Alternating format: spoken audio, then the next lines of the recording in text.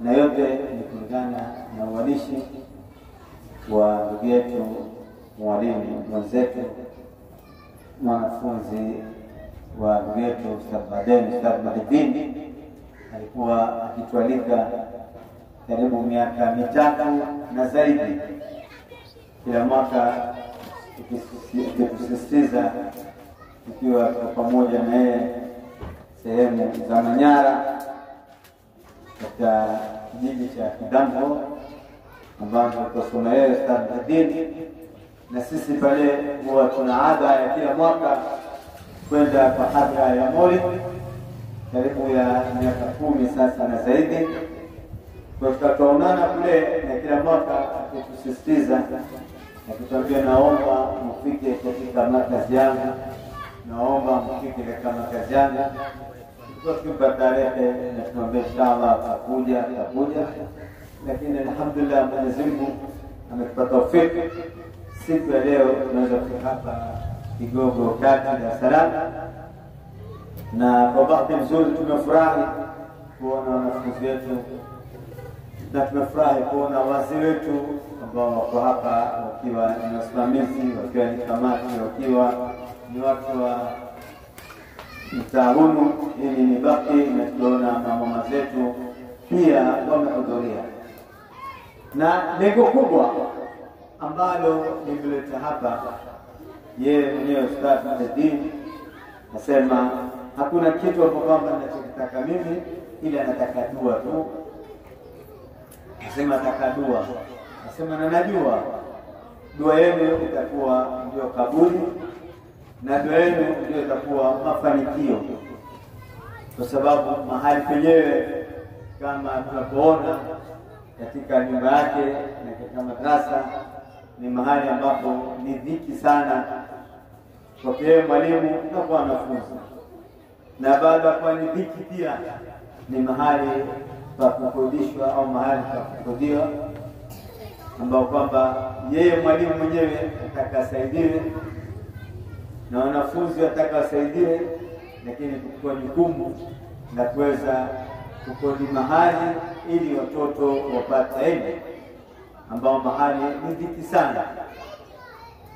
Basi akisema mkija muje muombe dua ili Mwenyezi Mungu anipe mahali na nafasi, anipe mahali ambao hapana dhiki, anipe mahali kwamba sitakuwa taklifi ya kulipa kodi ya kila mwezi.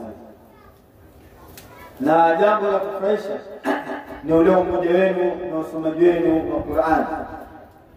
Hapa mashallah tuko ndani, tupata sadaka, tupata chai, tusikia wanafunzi ambao wapagini ni walimu wakisoma Qur'ani, walimu na wanafunzi. Na la kufurahisha ni kuona katika zile makamati ambazo kwamba walikuwa wakiingia na kutoka, wakiingia na kutoka, tulikuwa tukisikiza zote wakiwa katika Bayati, wakiwa katika Hijazi, wakiwa katika Ajami, wakiwa katika Kurdi, wakiwa katika Rasti, zote kwa tusikia na kusikia wengine wakija huku wakitoka huku. Nani yazidu fil khalqi ma yasha, ndio kwa Mwenyezi Mungu kuwasia katika ziumbe yale ambayo kwamba anawataka. Ndio Qur'ani ikawa katikana isome kwa namna nini, kwa sababu Mtume sallallahu alayhi wasallam laysa minna man lam yataghanna bil Qur'an, laysa minna man lam yataghanna bil Qur'an. Si katika sisi ambao kwamba asoghani katika Qur'an, sio katika sisi. Sasa wewe si katika Mtume utakuwa katika nani? Bali Mtume sallallahu alayhi wasallam alikuwa akipenda zaidi watu wasome Qur'ani kwa sauti nzuri, akisema zayyinu aswatakum bil Qur'an. Kuna riwaya sema zayyinu aswatakum bil Qur'an, zipambeni zile sauti zenu kwa Qur'an. Na kuna nyingine sema zayyinu Qur'ana yaswatakum. Kuna riwaya zile sauti zipambe kwa ajili ya Qur'an, na kuna riwaya ipambeni Qur'ani kwa sauti zenu. Zote ni riwaya mbili, ili kusudi ipatikane ile sauti nzuri, kwa sababu ile sauti nzuri tuathiri. Na ndio Mtume alikuwa akipenda sana sauti nzuri. Hata wakati mmoja sahaba mmoja kusoma Qur'ani, Abu Musa al-Ash'ari, Mtume akamwambiaje? Abu Musa al-Ash'ari aliambiwa na Muhammad sallallahu alaihi wasallam, laqad utita mismara min mazamiri ahli Daud. Abu Musa al-Ash'ari, umepawa zile sauti na zile nagma ambazo kwamba walipawa watu wa Daudi, yani Nabii Daudi na watu wake. Yani wewe umepawa nagma na sauti ambayo kwamba ilikuwa mzuri. Na Abu Musa akamwambia sallallahu, kama alikuwa anajua wewe unasikiza, basi mimi nahibatuhu tasbira, yani mimi ningejipamba sana ile sauti. Sikujua kama Mtume alisikia Qur'ani, lakini ningekuwa nimepamba, yani nimetengeneza kwa ile sauti ambayo kwamba ilikuwa nzuri. Na ndio katika sifa za mitume wote, kama Mtume alivyosema, ma ba'atha Allahu nabiyyan illa hasana alwajhi hasana as-sawt. Yani hakuna mtume wote aliyotumilizwa ila amepawa uso mzuri na amepawa sauti nzuri. Mtume akasema, wa inna nabiyyaka, na mimi Mtume Muhammad mtume wenu, basi ahsanu wajha wa ahsanu sawt. Na mimi bwana Muhammad sura zangu ni nzuri zaidi. Bawa na hasan, lakini Mtume ana ahsan. Yani ahsan ni lugha inakuwa ismu tafdhil. Mimi ni nzuri zaidi wa uso, na mimi ni nzuri zaidi wa sauti, kwa sababu zile sauti huwa zikiathiri, yani zile sauti zinaingia ndani ya moyo, na binadamu kawaida yake anapenda ile sauti nzuri. Binadamu anapenda asikie sauti ambayo kwamba ya kumpendeza, na binadamu hapendi kusikia sauti mbaya. Mpaka Mwenyezi Mungu akasema hasa kuna sauti nyingine, sauti mbaya, inna ankara al-aswati la sautul hamir. Inna ankara al-aswat, hakika sauti ilikuwa mbaya zaidi. Tafsiri, sauti ilikuwa mbaya zaidi na sautul hamir ni sauti ya nani? Ya punda. Yani Mwenyezi Mungu asema sauti mbaya ya punda, maana yake ya kinyume chake mafhumu alfa, kuna zingine sauti yake ni nzuri. Na kwa nini Mwenyezi Mungu aseme sauti nyingine ni mbaya? Sauti ya paka, sauti ya mbwa, sauti ya huyu, sauti ya akahusisha punda tu, kwa sababu ile punda mwenyewe pale anapotoa ile sauti yake, kama Mtume anasema, huwa anamuona shetani, sauti yake anamuona shetani. Kwa sasa ile sauti yake kazidi kuwa mbaya kumuona shetani. Na binadamu wengine hata ile sauti ukisikia, hata kama ni mbaya, binadamu ina manufaa kwa si mbaya. Kama mfano kigonga chuma, kutoka sauti si mzuri, lakini ni mzuri kwa sababu atengeneza kitu. Lakini sauti ya punda ni sauti iliyokuwa ambapamba ilikuwa. Yani Qur'ani inazingatia sauti. Mpaka Mtume ambaye waqfu min sauti. Waqfu, yani weka chini sauti yake. Yani ile sauti pia iweke chini. Yani Mwenyezi Mungu hapendi sauti iliyokuwa tu. Na akasema tena nini? Wa inna ankara al-aswat la sawt al-hamir. Kisha akamwambia akaambia masahaba, la tarfa'u aswatakum fawqa sawti nabii. Yani sauti zenu msizinue juu ya sauti ya Mtume. Tukimaanisha hivi ni kuwashajisha watoto katika usomaji wao wa Qur'ani, na kwa kuwa wao wanasoma kwa sauti nzuri na wanasoma sauti yenye kuathiri, kwa sababu hii sauti inavutia. Hata katika sharuti za imamu waambiwa atakikana awe na sauti nzuri, yani katika ubora wa imamu aswalishe mwingine, lakini bora zaidi ni awe msomaji wa Qur'ani, awe na sauti nzuri, awe na sura nzuri, awe na fiqh. Yani pia imewekwa katika kifungu cha kuswalisha mtu awe na sauti nzuri, kwa sauti nzuri. Muadhini mwenye kuadhini pia amewekwa katika sharti zake awe na sauti nzuri. Ndio kumuona Bwana Muhammad wakati akitaka kuwakusanya maswahaba katika kuwaita watu katika swala, ikawa hajui wataita watu namna gani katika swala au swala. Ikawa sasa Mtume anataka maoni, na ndio Mtume kwa yake hafanyi jambo ila kutaka maoni kwa maswahaba. Yeye Mtume ana akili zaidi, yeye ni mwerevu zaidi, yeye wapata wahi, yeye yuko karibu na Mwenyezi Mungu, lakini akitaka mshawara ndio Mwenyezi Mungu anasema washawiruhum fil amri, yani washauri. Mtume angalia, Mtume awaita maswahaba awauliza katika kuwaita watu katika swala, tuwaite njia gani? Basi maswahaba kila mtu akatoa maoni yake. Wengine wakasema maoni yetu Rasulullah upigwe kengele wakati wa swala, upigwe kengele. Mtume akasema haya mambo ya swala ya kupiga kengele ya swala. Wengine akasema ya Rasulullah katika swala tuweke moto juu ya msikiti kwa moto, watu wakiona ile moto watajua swala tayari. Mwanabara kwa majusi. Haya ni mambo ya wenye kuabudu moto. Tufanye nini suluhisho la kuitwa watu katika swala?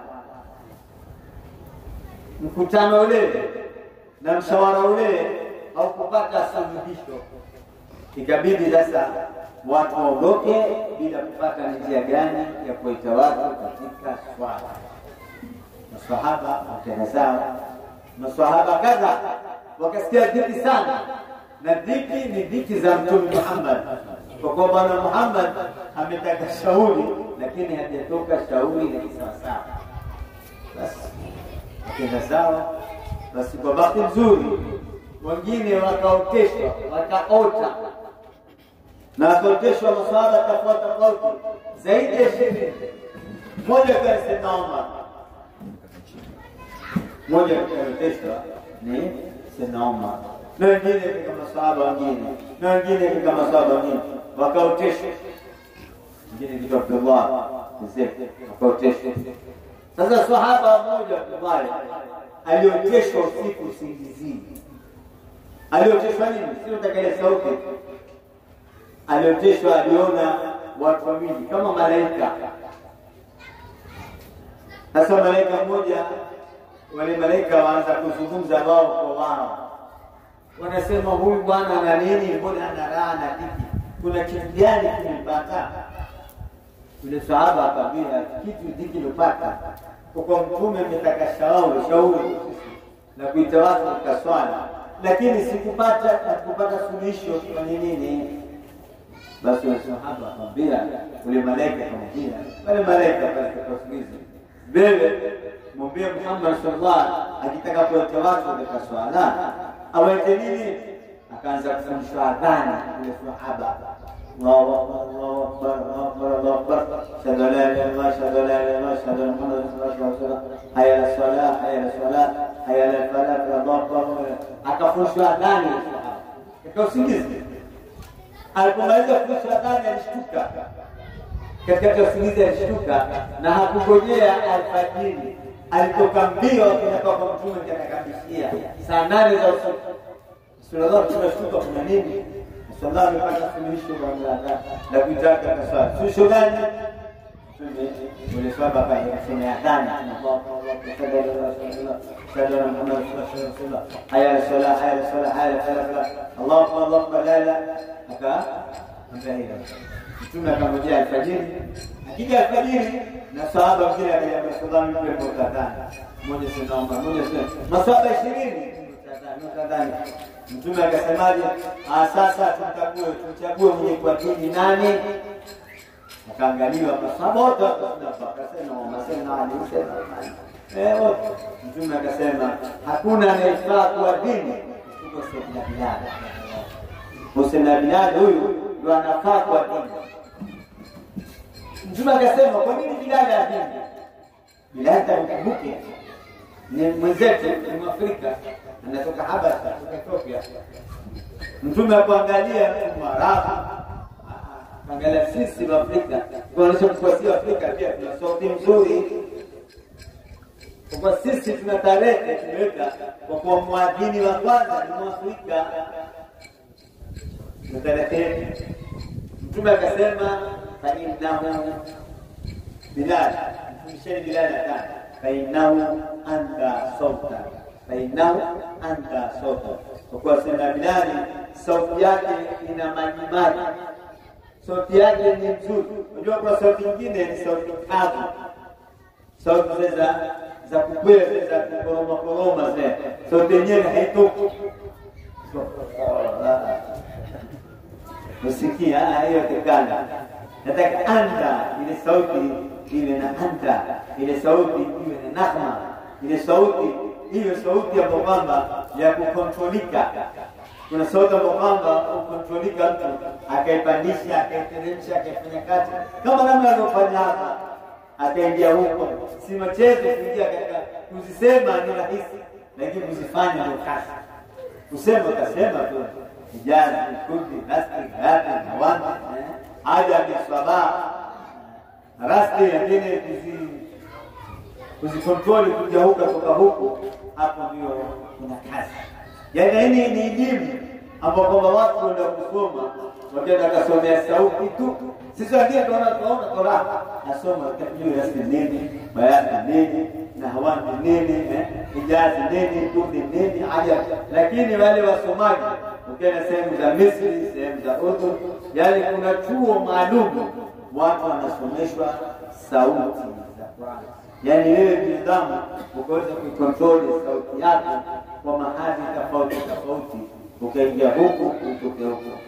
Sasa ajabu yule mwenye kusoma akaingia huku akatoka huku, kisha hapo akarudi pale pale.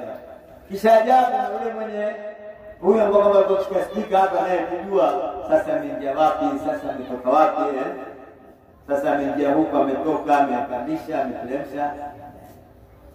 Hii ni katika neno. Kwa fupi Mtume akasema sema Bilal kana anda sauti yake ina majimaji. Kwa nyinyi wote mnaotadhani anayefuata dini ni Saidina Bilal. Saidina Bilal akamwadhini. Kwa sababu Mtume alipokuchagua atapeleka kuna mchujo wa Qur'an sabaka, ndio wakati wa Mtume ilifanya hivyo, kulikuwa na mchujo wa adhani. Saidina Bilal kuna Makkah akapata shara kubwa, kuna alipata shara Saidina Bilal akapata juu ya Kaaba, akaanza akaadhini juu ya Kaaba, akaadhini. Mtume akapanda juu ya Kaaba akaadhini, basi wale makoresho wasikia uchungu, mpaka wengine akaanza kutukana, kunguru Musu, Musa amepanda juu ya Kaaba, wengine akanyamaza kimya. Lakini Mtume akaonyesha Uislamu hauangalii rangi wala kabila, akapanda juu ya Kaaba. Kuna baadhi ya vijana wa Quraysh wa Maka wakaanza nao kumkopia bila na kuadhini Bilal, kumkopia kama vijana 10. Mtume akaona wale vijana wa Quraysh wamkopia ama wamkabia ama wanadhini kama na kuadhini Bilal. Mtume akawaita wale 10, akamwambia haya, kila mmoja anataka adhini bila kukopia. Sasa kadhini kwanza, kadhini pili, angalia falsafa na saikolojia tu. Sasa akawaita wadini, ikiwa wamependa adhani sio wadini, ikiwa wameenjoy adhani basi wao pia enjoy ile adhani, ikiwa kuchezea wao pia kuchezea wenyewe. Mpaka katika kwa swamba moja kitu Abu Mahdura, Mtume akamshika nywele zake na wewe simama na wadini. Aliposimama akamwambia wewe sauti yako mchujo, kwa wewe umeshinda katika sauti na wewe utafaa kuwa mwadhini wa Makkah. Abu Mahdura akawekwa. Kwa nini katika tukio la mchaguo yeye? Kwa sababu yeye alikuwa na sauti nzuri. Kwa hiyo hasil Abu Mahdura akawa mwadhini wa Makkah. Hii ndio kumaanisha kwa kuwa sauti ni nzuri sana, na sauti ni katika sifa ya mitume, na katika mitume kwa kwamba walikuwa na sauti. Mmoja alikuwa ni Nabii Daud, mwenye kusema alikuwa na nahma 70. Nahma ni kitu kwamba ni hizi tunazosema sisi. Alikuwa na nahma 70 na alikuwa akisoma Nabii Daud, alikuwa akisoma Zaburi. Basi akisoma ile sauti yake nzuri, basi watu wengine wakizimia, wengine wakifa, wa ndege wale wakitulia. Yani sauti yake kwa kiakili binadamu na hayawani wote wakiathirika na sauti. Maana sauti inaathiri hata wanyama pia wanaathirika kwa sauti. Hata wewe ukiwa na ngamia, basi ukimwambia sauti nzuri ile ngamia anakimbia, yani sauti inamwathiri. Kule India wale nyoka kobra wale huimbiwa kama mtu ameshika kama ngasa ampigia kisumarge ambaye anasaidia kama mtete. Yani nyoka na ngamia sauti inawaathiri kwa binadamu licha watu wazima, hata watoto wadogo ama mama zetu wako hapa katika wale watoto wao wachanga watoto kabisa, akitaka alala anafanya nini? Ananyamaza, anafanya nini? Anamwambia mtoto yule pale ana kiu, pengine ana njaa, pengine asikia kuumwa, pengine hana usingizi, lakini ile sauti ya mama ilivyokuwa nzuri, ilivyokuwa sauti ya huruma, basi mtoto anapata usingizi. Akimbembeleza vile na kimwita, akimbembeleza, basi sauti yake inamuathiri mtoto mpaka mtoto mdogo anaathirika na sauti, anaweza kupata usingizi. Ambapo kama lao tutolete kwa wewe baba nyumbani, mama kama nisikie mtoto analia, umlaze, basi nafikiri hilo sauti lake litakuwa mtoto badala ya kulia kidogo atalia kwa nguvu. Yani itazidi kupatisha sauti. Nakasikia kwa lakini sauti ya mama ile sauti ya huruma, sauti iliyokuwa nzuri, basi yule mtu mwenyewe anaathirika. Kuna binadamu anaongozwa kwa sauti. Ndio yule mmoja akasema hadiyafalu al-munshid ma la yafalu al-murshid. Marigine mtu akitoa kasida, mtu akisoma dhikri, mtu akisoma Qur'ani inaathiri zaidi kushinda akitoa khutba. Na kuna watu wameongoka, kuna watu wamesilimu, kuna watu wameshika dini, kuna watu wanakuwa na mahaba kwa sababu ya sauti nzuri. Kuna watu ambao kama si Waislamu kusikia sauti nzuri imani imeingia. Kuna watu ambao wamepotea kusikia sauti nzuri wameongoka. Hii yote ni kulingana na sauti. Kwa hiyo tumefurahi kwa sauti nzuri. Lingine ndio tumefika hapa tunakuja tumeona madrasa imeitwa Madrasatul Kamal. Nini maana Madrasatul Kamal? Ustadh Sheikh Madini ametabaruku jina kwa ustadhi wake ambao kama Ustadh Baden madrasa yake kule Kidamko inaitwa Madrasatul Kamal. Na Ustadh Baden naye ametabaruku na madrasa aliyosoma, ndio silsila, ndio sanad, ndio musalsal. Kwa hili kama ni hapa salama Igogo kati imetabarikiwa na Madrasatul Kamal ya Kidamko Manyara, na Madrasatul Kamal ya Kidamko imetabarikiwa na madrasa ambayo kwamba ya Madrasatul Kamal al-Islamia Voi katika miji ya Kenya. Ni wakati unapotoka katika mpaka wa Tanzania Horo, unapofika Taveta kama unakwenda Mombasa, basi mji wa kwanza umefika ndio hapo Voi. Ndio hapo kuna Madrasatul Kamal, ndio madrasa aliyosoma Ustadh Baden. Sasa madrasa hiyo inasomeshwa na moja katika mkwewa wangu Sheikh Maalim Abud bin Omar Baraka al-Masur. Huyu ndio anasomesha hapa. Na madrasa yake imetabarikiwa ikaitwa Madrasatul Kamal. Nini maana kamal? Maana kamal ni kukamilika. Kamal ni kukamilika. Na ni kukamilika kimaanawi. Najua kukamilika kihisia na kimaanawi. Hisia ni kuonekana, lakini maanawi si kuonekana. Najua kuna vitu kwamba kuna kitu cha jamali, kuna kitu cha kamal, kuna kitu cha jalal. Yani kamal ni mtu kukamilika. Na kila kitu kinataka kikamilike. Kukamilika ndio kukamilika. Kukamilika hiyo. Angalia baraka ya Ramadhani, tumambiaje? Walitukminul idda. Mukamilishe. Kwa hiyo kila Ramadhani siku moja ukikamilisha ndio kukamilisha. Haya ukiangalia dini ya Uislamu, Mwenyezi Mungu asemaje? Al-yawma akmaltu lakum dinakum. Leo kukamilishia. Yani dini baada ya kukamilisha tu haiongezeki, huweza kuongezeka. Kamali ni kubwa, lakini huweza kuongezeka kidogo, kwa sababu ikuteremka hili kisha ikuteremka nyingine. Sasa kamali maana yake ni kukamilika, na al-kamalu lillah, alokamilika kushinda alokamilika yote ni Mwenyezi Mungu. Kisha baada ya Mwenyezi Mungu kukamilika ni Mtume Muhammad. Mtume alikuwa ni akmalun nas wa ajmalun nas wa ahsanun nas. Tumswalie Mtume. Maana Mtume ndio alokamilika zaidi, na Mtume ni mzuri zaidi, na Mtume ni mrembo zaidi. Ile kamali alokamilika Mtume hakuna mfano wake. Maana Mtume amekamilika, kana akmala nasi khalqan wa khuluqan, yani ahsana nasi khalqan, amekamilika sura na tabia. Na kukamilika sifa binadamu ni pungufu, hakuna alokamilika, lakini mitume amekamilika. Kila binadamu ana upungufu wake, na kila binadamu ana kipato chache sana. Ndio hata Mtume wakati mmoja semaje, kamula minar rijali kathirun wa lam yakmul minan nisaa illa arba.